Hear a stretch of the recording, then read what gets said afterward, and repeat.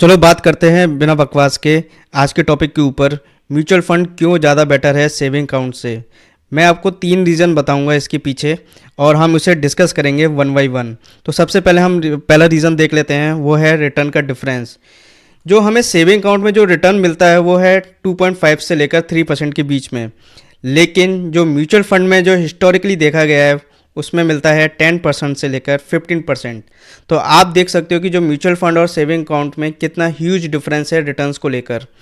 तो सबसे ज़्यादा फ़ायदा आपको म्यूचुअल फंड में इन्वेस्टमेंट करने का रहेगा। और जो दूसरा रीज़न हम उसमें देखेंगे, इन्फ्लेशन, महंगाई दर। महंगाई दर को कौन सबसे अच्छा कंट्रोल करता है। अगर इन्फ्लेशन अगर हम देखें आरबीआई के अकॉर्डिंग वो रहता है 3% से लेकर 6% के बीच में। पर हमने अभी देखा ही है कि सेविंग अकाउंट में जो इंटरेस्ट मिलती है वो 2.5 से लेकर 3% के बीच में मिलती है, और वही चीज़ म्यूचुअल फंड इंटरेस्ट 10% से लेकर 15% के बीच में रहता है। तो उससे क्या फ़ायदा है म्यूचुअल फंड में इन्वेस्टमेंट करने से। एक तो आपका ये महंगाई दर आपको कंट्रोल करके दे रहा है, और ऊपर से आपको प्रॉफिट भी जनरेट हो रहा है उस इन्वेस्टमेंट करने के बाद।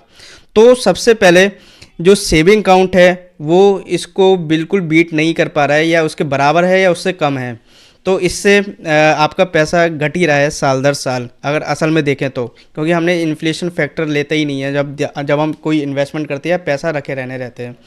तो हमें इन्फ्लेशन भी साथ ही साथ देखना चाहिए। जो तीसरा रीज़न रहेगा वो है कंपाउंडिंग इफेक्ट।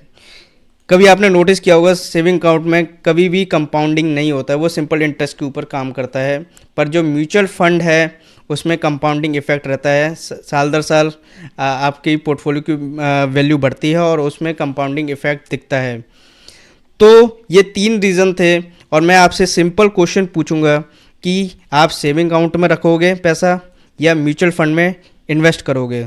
तो मेरी मानो तो म्यूचुअल फंड में इन्वेस्टमेंट करना ज़्यादा बेटर है सेविंग अकाउंट को लेकर। तो आप ध्यान रखिएगा, म्यूचुअल फंड हमेशा जीतता है सेविंग अकाउंट के ऊपर।